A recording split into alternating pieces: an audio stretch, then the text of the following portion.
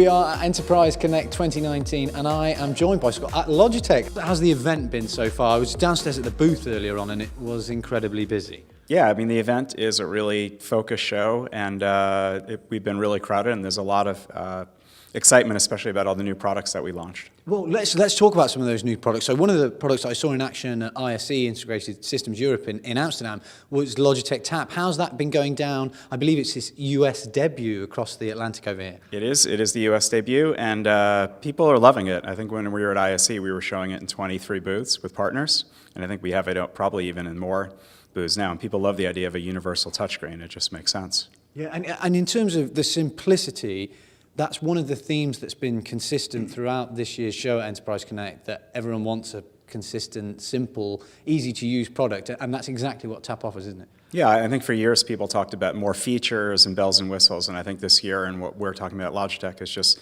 simplifying things. How do you scale it up in terms of deployments? How do you go from tens of rooms to thousands of rooms in a big enterprise?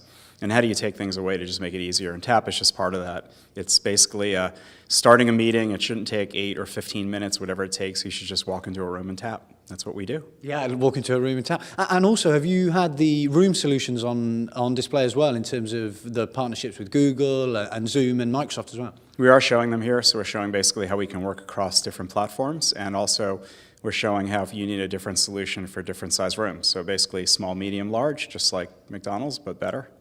Yeah, absolutely. Always go for large. Yeah. There was another thing I wanted to ask you about as well. In terms of the purpose of the show for attendance, what's the main goal and what are the main targets for Logitech? Is it that partnership piece or lead generation or networking?